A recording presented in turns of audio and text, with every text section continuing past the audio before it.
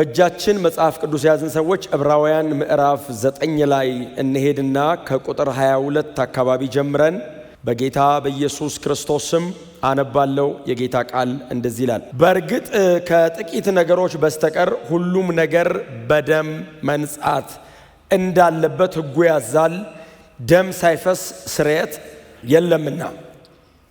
እንግዲህ የሰማያዊ ነገሮች ምሳሌ የሆኑት በእነዚህ ነገሮች ሊነጹ የግድ ነበር። በሰማይ ያሉት ነገሮች ግን ከዚህ በሚበልጥ መስዋዕት ይነጻሉ። ክርስቶስ የእውነተኛይቱ ድንኳን ምሳሌ ወደ ሆነችውና በሰው እጅ ወደ ተሰራችው መቅደስ አልገባም። ነገር ግን አሁን ስለኛ በእግዚአብሔር ፊት ለመታየት ወደ እርሷ ወደ ሰማይ ገባ። ቁጥር 25 ሊቀ ካህናት የራሱ ያልሆነውን ደም ይዞ በየዓመቱ ወደ ቅድስተ ቅዱሳን እንደሚገባ ክርስቶስ ራሱን ብዙ ጊዜ መስዋዕት ለማድረግ ወደ ሰማይ አልገባም። እንዲህ ቢሆን ኖሮ ዓለም ከተፈጠረ ጀምሮ ክርስቶስ ብዙ ጊዜ መከራ መቀበል ባስፈለገው ነበር። ጌታ ይባረክ። የዕብራውያን 9 ቁጥር 22 ምንድነው የሚለው? በእርግጥ ከጥቂት ነገሮች በቀር ሁሉም ነገር በደም መንጻት እንዳለበት ሕጉ ያዛል፣ ደም ሳይፈስ ስርየት የለምና። ሕጉ ያዛል፣ ከጥቂት ነገሮች በስተቀር ሁሉም ነገር በደም መንጻት እንዳለበት ሕጉ ያዛል። ይሄ የሚያመለክተው የሙሴን ሕግ ነው። በውሃ የሚነጹ አሉ፣ በተለያየ መንገድ የሚነጹ አሉ፣ ደግሞ በደም የሚነጹ አሉ። እነዚህን በጣም ደጋግመን እያነሳናቸው ስለመጣን ከላይ ጀምሮ የእንስሳውን ደም አውጥቶ በመጽሐፉ ላይ፣ በሰዎች ላይ፣ በሕዝቡ ላይ ይረጭ ነበር አይደል ሊቀ ካህኑ። ምክንያቱም በዚያ ደም አማካኝነት ስርየት እንዲፈጸም ወይንም እግዚአብሔር ኃጢአታቸውን እንዲጋርድ እንዲሸፍን። ደም ሳይፈስ ስርየት የለም። ደም ፈሷል፣ ስርየት ተገኝቷል። ክብር ለኢየሱስ ይሁን። ወደፊት ስለሚፈስ ነገር ወይንም ወደፊት ስለሚሰራ ነገር አይደለም እያወራን ያለ ነው። እግዚአብሔር በልጁ በክርስቶስ ኢየሱስ በኩል ስለፈጸመው፣ ስላጠናቀቀው፣ ስለጨረሰው ነገር ነው እያወራን እየመጣን ያለ ነው። እግዚአብሔር የኢየሱስን ደም አክብሮታል። እግዚአብሔር የልጁን የክርስቶስ ኢየሱስን ደም አክብሮታል። ደም ሳይፈስ ስርየት የለም። እግዚአብሔር የኢየሱስን ደም ያከበረበት የመጀመሪያው ነገር የኢየሱስ ደም የኃጢአት ስርየት እንዲያስገኝ አድርጎታል። በክርስቶስ ደም በኩል ለዓለም ሁሉ ለሰው ልጆች ሁሉ የኃጢአት ስርየት ተገኝቷል። ይሄ በጣም የክርስትናችን የመጀመሪያ ትምህርት ነው። ምናልባት አንዳንዶቻችሁ ጌታን ስትቀበሉ የተነገራችሁ ወንጌል ይሄ ነው። ግን ደግሞ በጣም በስለንም ሙክክ ስንል ከክርስቶስ ደም ውጪ መቀደሻና ስርየት ማግኛ ደግሞ ሌላ ነገር የለንም። የክርስትና የመጀመሪያ ትምህርቶች በጣም ብዙ ጊዜ በጣም ስንበስልም የመጨረሻ ትምህርቶችም እዛ አካባቢ ናቸው። ክብር ለእግዚአብሔር ለአምላካችን ይሁን እና ደም ሳይፈስ ስርየት የለም። ስለዚህ ጎናቸው ሰው በትህትና የኢየሱስ ደም ፈሷል፣ ስርየት ተገኝቷል በሉት። አዎ ክብር ለእግዚአብሔር ለአምላካችን። ስለዚህ የክርስቶስ ኢየሱስን ደም እግዚአብሔር ያከበረው ለኛ ስርየትን በመስጠት ነው። ለኛ ስርየትን በመስጠት ኃጢአታችንን በመደምሰስ ኃጢአታችንን በማስወገድ እኛን በመቀደስ እኛን በክርስቶስ ኢየሱስ በኩል በመታረቅ እግዚአብሔር የኢየሱስን ደም አክብሮታል። የኢየሱስን ደም ማክበሩን እግዚአብሔር ያሳየው ከኃጢአተኞች ጋር ታረቀ። በዛ ደም በኩል በዚያ ደም በኩል ኃጢአተኞች ወደ እግዚአብሔር መንግስት መግባት ቻሉ። በነፃ ኑ ግቡ አለ። የክርስቶስን ደም እግዚአብሔር አከበረ፣ ስርየት ተገኘ።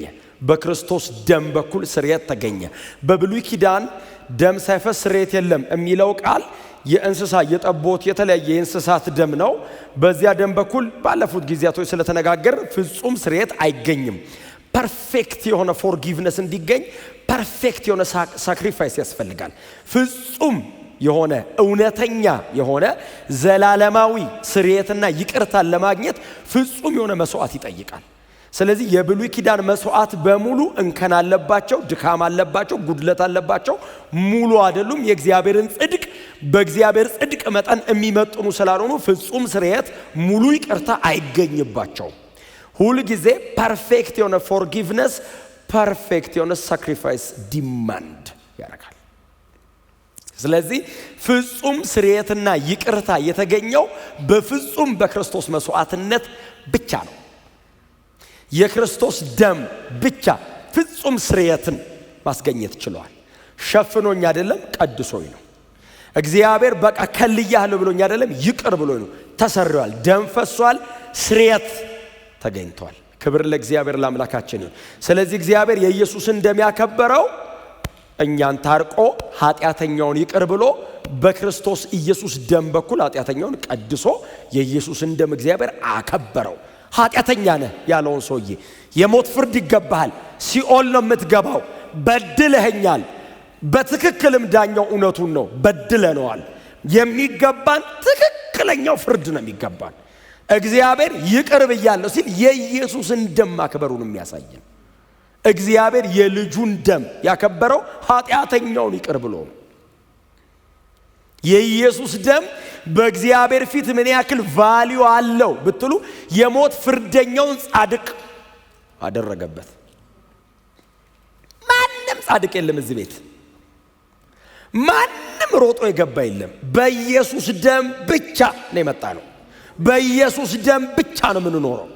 አሜን በሏ። በጣም ደግሜ ነው የምነግራችሁ። በእውነት በኢየሱስ ደም በኩል ገብተን በስራችን ፍጹም ለመሆን እንጥራለን አይደለም። በክርስቶስ ደም ነው የመጣ ነው። በክርስቶስ ደም ነው የምንኖረው። አሜን በሏ። በፍጹም አይቻልም።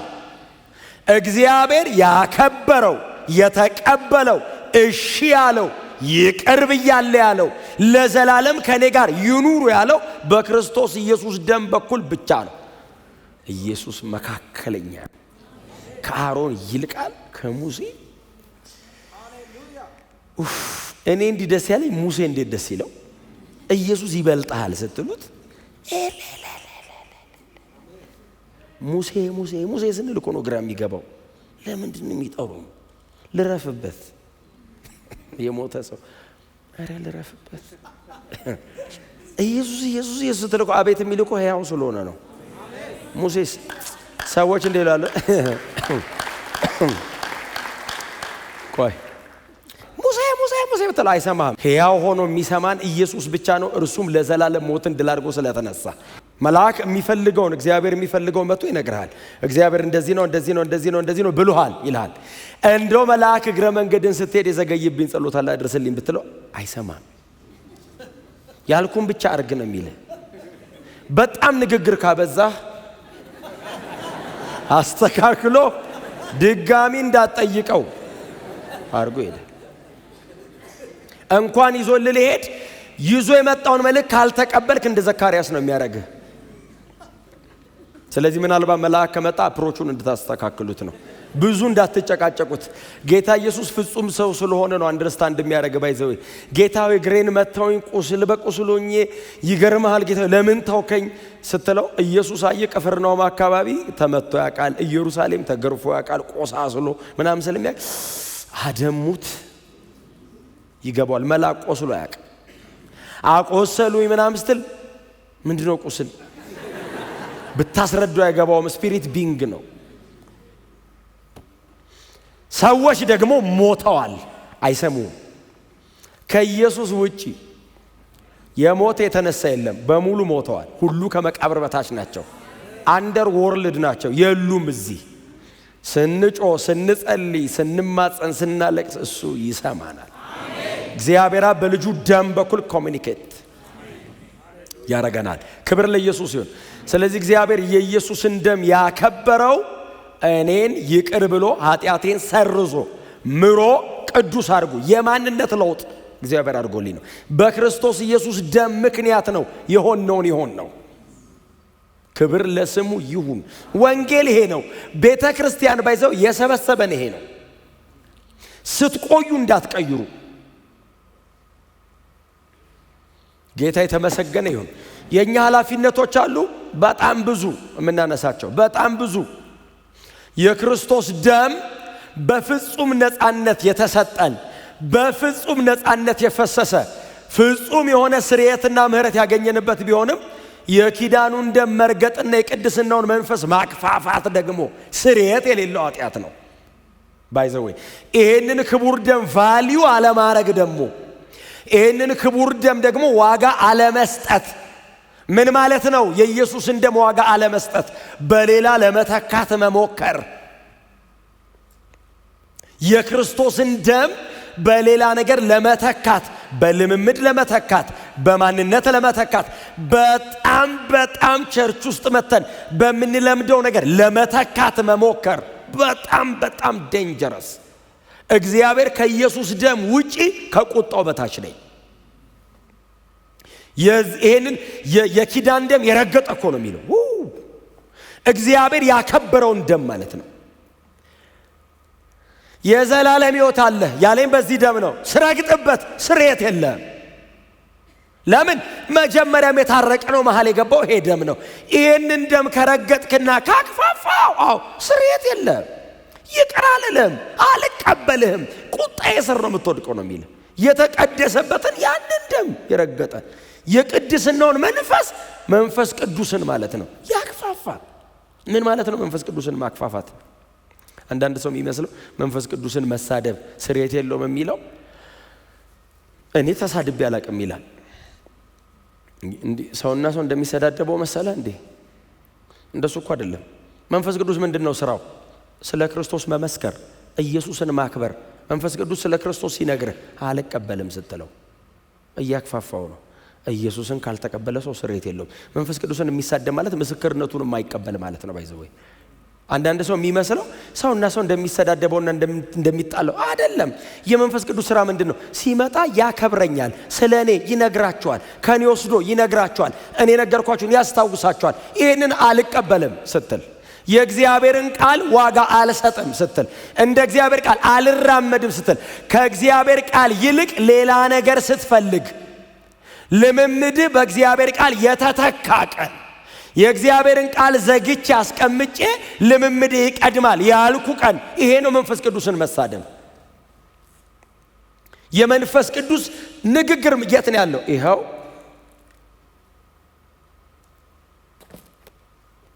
ቃሉ ይሻለናል፣ እንትኑ ይሻለናል። መንፈስ ቅዱስ የሚናገረው ይሻላል ወይስ ቃሉ ይሻላል ይላል። ይሄኛው የማን ነው? ከዚህ ቃል ውጪ ከሆነ አጋንንታዊ ነው። የእግዚአብሔር ቃል የተጻፈው በመንፈስ ቅዱስ ቁጥጥር ስር ነው። ቀጥሎ ብቸኛ ሉዓላዊ ስልጣን ያለው ዘላለማዊ መቆሚያችን የእግዚአብሔር ቃል ነው። ምንም ነገር ይሻራል፣ ይቀየራል፣ ያረጃል፣ እንቀይረዋለን። ልጅነት ላይ የነበረ ነገር ማቹር ስታደርግ ራስ ትሽረዋለህ። የእግዚአብሔር ቃል ልጅም ሆነ ትሰማዋለህ፣ ጎልምሰ ትሰማዋለህ፣ አርጅተ ትሰማዋለህ፣ ለዘላለም ትኖርበታለህ። ቃሌ ከሚያልፍ ምን ይለፍ ነው ያለው እግዚአብሔር? ሰማይና ምድር ቢያልፍ አንዷ ቃሌ ከምታልፍ። ለምንድን ነው እግዚአብሔር ለዚህ ቃል በጣም ቫልዩ የሰጠው? በመንፈስ ቅዱስ ቁጥጥር ስር አባቶቻችን ሆነው የተጻፈ ቃል ነው። የእግዚአብሔር እስትንፋሰ መለኮት ያለበት ቃል ነው። ከዚህ ቃል የሚበልጥ ባለ ስልጣን በእግዚአብሔር መንግስት የለም። በእግዚአብሔር መንግስት የመጨረሻ እግዚአብሔር ያነገሰው ባለስልጣን ቅዱስ ቃሉ ነው። ከዚህ ቃል የሚጣረስ የትኛውም ነገር ካለ እሱን ቁጭ አድርገን ቃሉን ይዘን ነው የምንሄደው። ጎናቸው ያለውን ሰው የመንፈስ ቅዱስ ምስክርነት የእግዚአብሔር ቃል ነው በሉት። you have to be serious እንደነዚህ አይነት ነገሮች ላይ። መንፈስ ቅዱስን መሳደብ ማለት ስለ ክርስቶስ ኢየሱስ የሚመሰክረው መንፈስ ቅዱስ ነው፣ እኔ አይደለሁም። እኔ የምመሰክረው ከመንፈስ ቅዱስ ሰምቼ ነው። 3 ዓመት ተኩል ኢየሱስ እግር ስር ቁጭ ብለው የተማሩትን ደቀ መዛሙርቱን 3 ዓመት ተኩል ተምራቸዋል። በቃውን ከኔን የተማራችሁት ከፍጹሙ ጌታ ስተት ከማላቀው ከኔን የተማራችሁት ውጡና ስበኩ አይደለም ያለው። መንፈስ ቅዱስ በእናንተ ላይ ካልወረደ ኃይልን ካልተቀበላችሁ እንዳትወጡ። ለምን? ለዘላለም የሚያቀኝ እሱ ነው። ስለኔ የሚመሰክረው እሱ ነው። እውነተኛ መስካሪ መንፈስ ቅዱስ ነው። መንፈስ ቅዱስ በአንተ ሲመሰክር ነው እውነተኛ የሚሆነው። ያየ የሰማ አይደል እንዴ ምስክር? ወንጌል ለመመስከር እኮ ያየ የሰማ ነበራችሁ እንዴ ዛሬ 2000 ዓመት? ታዲያ በአንተ የሚመሰክረው ማን ነው? ነበራ እሱ ነበራ እሱ ነበራ። ምስክር ያየ ነው፣ ምስክር የሰማ ነው። መንፈስ ቅዱስ ነበር። በዘላለም መንፈስ ራሱን አሳልፎ ሰጠ። 9:14 ላይ ያወራን ሆሊ ስፒሪት አክቲቭ ነበር። ኢየሱስ መስቀል ላይ የሞተ ሕይወት ለሰዎች ይሰጥ ነበር። መንፈስ ቅዱስ ያድል ነበር። አጠገቡ ለነበረ ወንበዴ ሕይወት የሰጠው መንፈስ ቅዱስ ነው። ኢየሱስ ስራውን ሰርቶ ጨረሰ። ይሄንን ስራ ወስዶ ለወንበዴው መንፈስ ቅዱስ ሰጠው። መቶ አለቃው ቆሞ በጦር ጎኑ ንጋው ምናምን ሲል የነበረ መቶ አለቃ በእርግጥ የእግዚአብሔር ልጅ ነው አለ። ይሄንን ቴስቲሞኒ መንፈስ ቅዱስ ልክ ኢየሱስ ሲሞት መስቀል ላይ ሕይወት አደለ ለአንድ ሮማዊ ለአንድ አይሁዳዊ። ዩኒቨርሳሊ ሳልቬሽን በክርስቶስ በኩል መተዋወቁን የሞተ ቀን ያስረዳን መንፈስ ቅዱስ ነው። አይሁዳዊው ዳነ፣ ወንበዴው አይሁዳዊ ነው። ሮማዊ ዜግነት ካለ አትሰቀለም። አይሁዳዊ ነው ሰውየው። አንድ አይሁዳዊ ወንበዴ ዳነ፣ አንድ ሮማዊ መቶ አለቃ ዳነ። ሁለቱም ወንበዴዎች ናቸው። ይሄኛው የተሰቀለ ነው፣ ይሄኛው አሰቃይ ነው። ሁለቱም ባይዘው ወንበዴ ነው። ዓለም አይሁድም አሕዛብም እንደሚድኑ መንፈስ ቅዱስ መሰከረ። እዛ ጋር ቆም ሁለት ሰው አዳነ። ኢየሱስ መስቀል ላይ የሞተ ቀን። አሜን በሏ።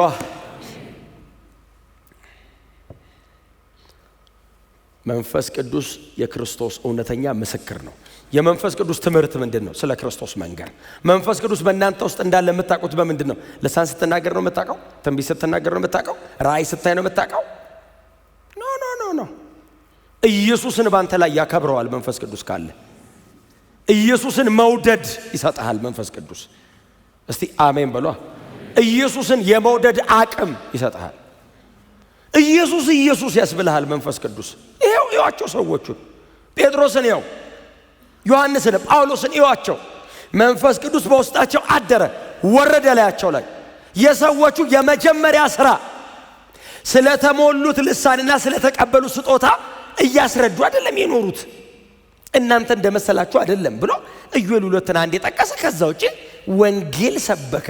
ስለ ክርስቶስ እየሰበኩ በትምህርታችሁ ዓለሙን ሞላችሁት፣ ስለዚህ ሰው ያታውሩ እስኪባሉ አዲክሽን የክርስቶስ ኢየሱስ ሱሰኞች ነው ያደረጋቸው። ከኢየሱስ ውጭ አይፈልጉም። ጸሎታቸው ኢየሱስን አክብረው ነው። ጸሎታቸው ወንድሞቻችን ይሄንን ቃል በፍጹም ግልጥነት እንዲናገሩ አቅም ስጣቸው ነው። አሜን። ስለዚህ የመንፈስ ቅዱስ ምስክርነት የክርስቶስ ኢየሱስ መክበር፣ የክርስቶስ ኢየሱስ ስራ። ስለዚህ እግዚአብሔር ኢየሱስን ደም አክብሯል። የኢየሱስን ደም እግዚአብሔር አክብሮታል። የከበረ ደም አለ አብ ከሰማይ ተቀብያለሁ አለ። መክበሩን በምን አረጋገጠ? እኛን ይቅር አለ፣ ኃጢአት ተሰረየ።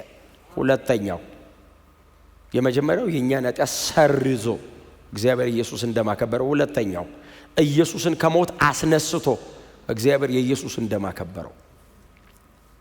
ኢየሱስ ከሞት ባይነሳ ይሄ ሁሉ ስራ ሙሉ አይሆንም። ትንሣኤ ባይኖር ኖሮ ከባድ ነበረ። ማሰብ አይቻልም። አፍተሮል ከመስቀል ሞቱ እኩል ከሞት መነሳቱ የሰራው ስራ ኢየሱስ ክርስቶስን ከሞት አስነስቶ እግዚአብሔር እንዳከበረው አሳየ። ፊልጵስዩስ ምዕራፍ 2:9 ምንድን ነው የሚለው? በዚህም ምክንያት የሚል ቃል አይደል? ምዕራፍ 2:9 በዚህም ምክንያት እግዚአብሔር ያለ ልክ። በምን ምክንያት? ምክንያቱ ምን ነበረ? በእግዚአብሔር መልክ ሲኖር ሳለ ከእግዚአብሔር ጋር መተካከልን ሊለቀው እንደማይገባ ወይንም እንደመቀማት አልቆጠረም።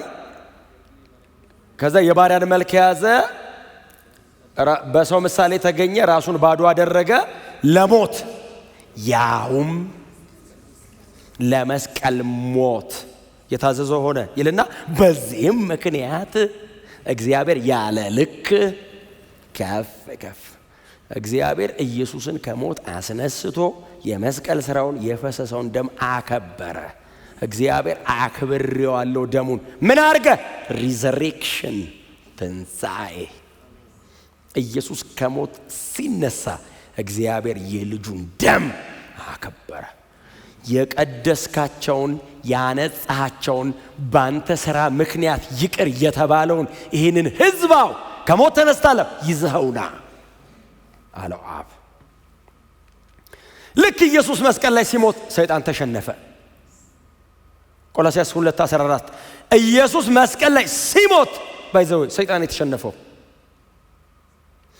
ምክንያቱም ሲሞት ያለቆችና የባለስልጣናትን ማዕረግ ቆረጠ ይልና እርቃናቸውን አድርጎ በየአደባባዩ ያዞረ አሳያቸው። ኢየሱስ የሞተ ቀን ልክ ሲሞት መስቀል ላይ ሰይጣን ራቁቱን ባይዘው ይሄ ማዕረግ ደርድሮ ከአዳም ጀምሮ ሲዘርር ባይዘው ሲሾም አዳምን ሲጥል ሲሾም አብርሃም አልቻለውም ሲሾም ሙሴ አልቻለውም ሲሾም ማዕረግ በማዕረግ ማን ወንድ ነው እያለ ኢየሱስ መጣ። ሊገለብጠው ነው። ይሄ አመጣጡ ያስታውቃል እየተባለ ምኩራብ ለምኩራብ ያባረረው ነበር አይደል? ሲመጣ ልክ ኢየሱስ ሲገባ ጋንንት ይወጣል። ኢየሱስ ሲመጣ ይወጣሉ እነሱ። ያው ብርሃንና ጨለማ አንድ ላይ ሆነማ። እሱ በዚህ በር ሲገባ እነሱ በዛ በር ሹልክ ብሎ በቃ ሊገለብጠው ነው ሲሉ ለሞት ነው አለ። ሰይጣን ራሱ መሸነፉ ነው አለ። መሸነፉ ነው አይችልኝም ማረግ ጨምራለሁ ሲል ልክ ሲሞት ኢየሱስ መስቀል ላይ ሲሞት ምን እንደሚያደርግ ቢያውቅ ኖሮ ሰይጣን ኢየሱስ እንዲሰቀል አያረግም። አለማወቁ ነው የጎዳው።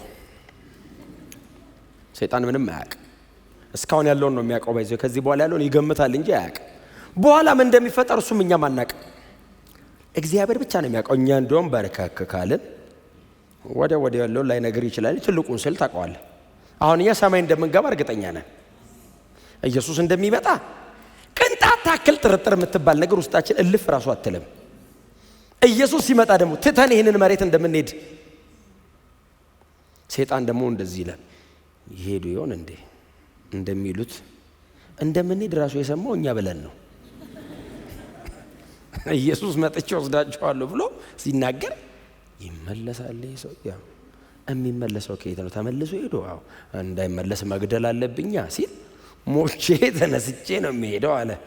ልክ ሲሞት ሰይጣን ገደልኩት ብሎ ኢየሱስ ልክ ሲሞት ማረጉ ርግፍ ብሎ አርቃኑ ኔክድ ድሬስድ የነበረ ሰይጣን ኔክድ ማረጋቸውን ቆርጦ ከዛስ ሊደበቅ ታቃለ ሮጦ ሊደበቅ ሲናውጣ በየአደባባይ እያዞረ ሰይጣን መሸነፉን ባይዘው ኢየሱስ አደባባይ ነው ያሳየው። አሁን አንዳንዶቻችሁ ሰይጣን ተሸነፈ ብላችሁ እንደ አዲስ ነገር እንዳታወሩ። የዛሬ 2000 ዓመት ቀራንዮ ላይ አሕዛብም አይሁድም እያየ ዓለም ሁሉ እያየ ኢየሱስ ድል አርጎታል።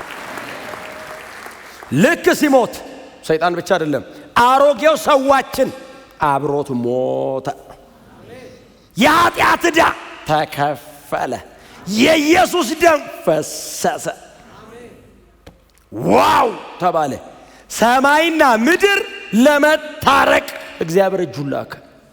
ከዛ እግዚአብሔር ጨበጠን። እንታረቃለን። ታረቅን፣ ተጨባበጥን። ያቺ 3 ቀን እንዲህ ተጨባበጥን። ኢየሱስ ከሞት ብድግ ሲል እዳችሁ ተከፍሏል ብቻ አይደለም ያለን አብ። ኢየሱስ ከሞት ሲነሳ አሮጌው ሰው ተራግፎ በክብር አካል ተነሳ። አዲሱ አካል ተገኘ። ከዛ ልጁ ሲሄድ አብ እንደዚህ አለ፣ ራሳችሁ ሰማይ መጥቷል አለ። አሁን እየጎተተን ነው። አካል መሬት ነው ያለው፣ ከዚህ በታች ራሳችን ሰማይ ነው ያለው። በዚህ እንዲህ ተንጠልጥለን ነው ያለው። በዚህ መሬት በጣም አትርገጡ፣ እንዲህ ብለን ነው ያለው። ተንጠራርቶ የሚያይሰው ይታችኋል። ከደመና በላይ ነው ጭንቅላታችን። መሬት በጣም ማታጓጓ ባይዘው አይንህ እዛ ጋር ላይ ነው ያለው። ባይዘው እግር መሄድ የሚያምረው እኮ አይንህ ያየው ጋር እንደዚህ ብለን የሚሸተንም ያ ነው፣ የሚታየንም ያ ነው፣ የምንሰማውም ያንን ነው። ይሄ እኮ ዝም ብሎ ጌጥ ነው። ይሄ ነው እኮ ነው። አሁን እግሬ እየመጣው ነው ብሎ ነው እንደ የመጣው እየመጣን ያለው ራሱ ይሄ ነው። ለእግሬ ሂድ የሚለው ይሄ ነው። ይሄ እዛ ከሆነ ይሄ በቃ ተጠራርጎ ይሄዳል። ይሄ ተሳቢ ነው። ይሄ ተሳቢ ነው። በእኔ ሳስረዳችሁ ምን ነው ዝም አላችሁ? በእናንተ ሲሆን ነው።